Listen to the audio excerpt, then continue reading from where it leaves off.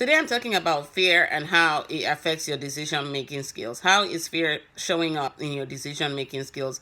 How is fear allowing you to create assumptions and illusions and not really helping you move forward in life? Take, for example, a relationship ending. You may have had a bad experience with in a past relationship, and you come to meet somebody new.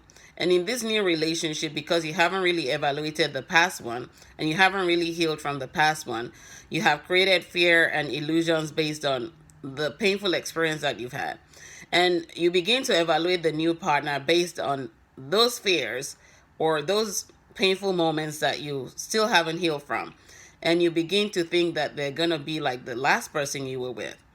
Another example I will use is an interview that I had not too long ago. I was trying to get a job in IT as a lead business analyst, project lead. And the manager who was hiring me sat in front of me and was asking me questions.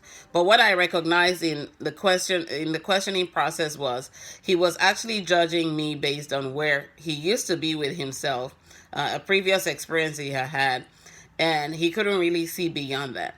And that had allowed him to create fear and illusion because he came back to actually speak with me. When I ran into him later on, he said, it wasn't that I didn't want to hire you, but my fear was, and I said, as long as you have fear, you cannot make positive decisions. What you will do is base everything based on that fear that you talked about.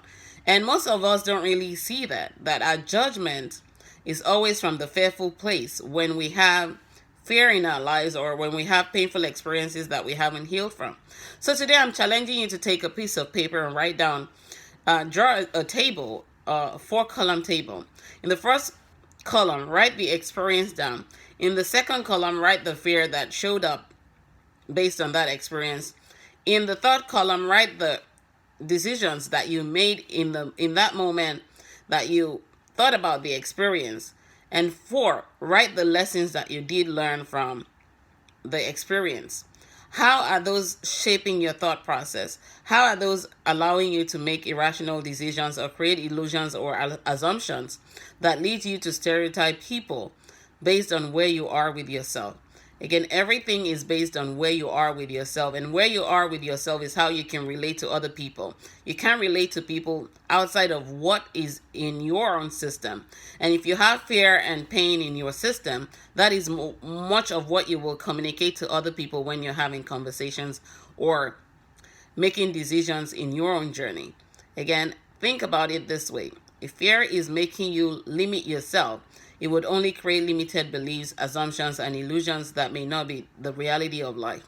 But as you begin to examine where you are with yourself and take the lessons learned and heal from whatever it is that's breaking you and holding you back from living the best life, you can make a better decision to change your life by overcoming fear and seeing every fear as a blocker to your blessing or a blocker to other people's blessings as they come along your path. Heal from whatever it is, learn the lessons, and begin to move forward in faith. Fear and faith cannot coexist. You either have faith or you have fear. And as long as you have fear and allowing fear to dominate, every judgment you make will come from a place of fear or a place of pain and will limit you from getting to the greatest level that you were created to accomplish. Again, fear is just an obstacle. It is meant to be a stepping stone towards your greatness.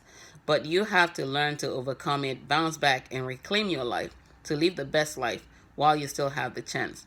Remember, the only one who can limit you based on fear and irrational decision-making skills is you.